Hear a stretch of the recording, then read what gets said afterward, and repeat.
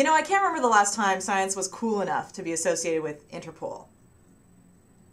No, not that one. Scientists collaborated with international police and public health workers to put a sting on traffickers of fake anti-malaria drugs in China. Their results, published yesterday in PLOS Medicine, analyzed 400 drug samples across Southeast Asia and identified a whole bunch of possibly toxic active ingredients, none of which have anything to do with preventing malaria. Some samples did contain the anti-malarial agent as advertised, but in such low doses that they actually strengthened the parasite's resistance.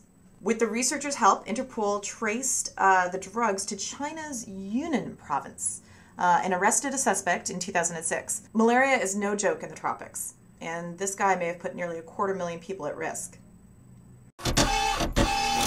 So about a year ago, physicists all across the country were getting ready to start working part-time as baristas because of President Bush's science budget cuts. Now, in the final year of his term, I guess he's changed his mind. The Office of Science budget request for fiscal year 2009 totals about $4.7 billion, an increase of about 20% over the 2008 budget. Woo-hoo? Not really.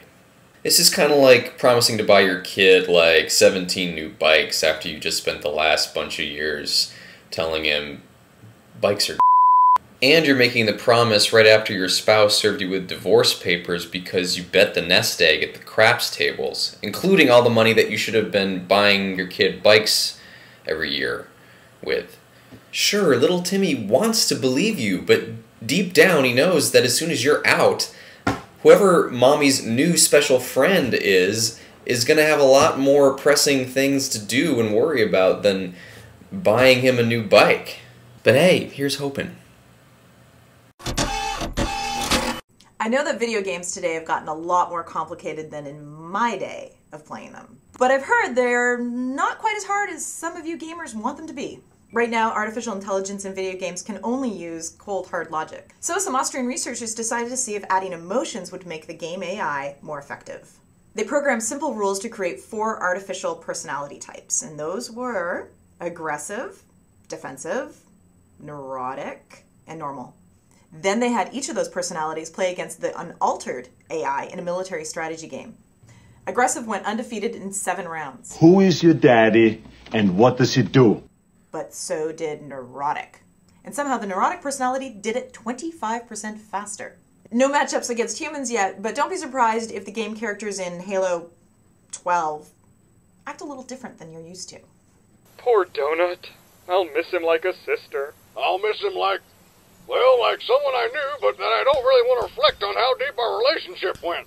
Wait a second, do you hear that? Run.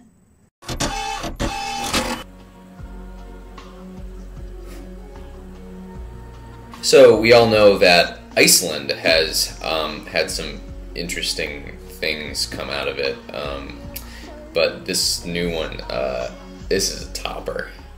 Apparently 200 years worth of genealogical data from Iceland shows a clear reproductive advantage gained from mating with your third cousin.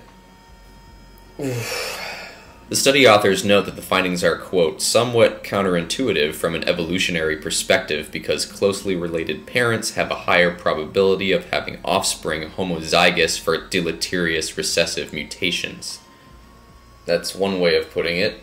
The scientists admitted they have no idea why this effect might be happening, but in the meantime, I went ahead and found this handy chart which should help explain just what the hell a third cousin is. So I guess we should expect to be seeing this on eHarmony's homepage soon. And I'm gonna go stare at the wall until then.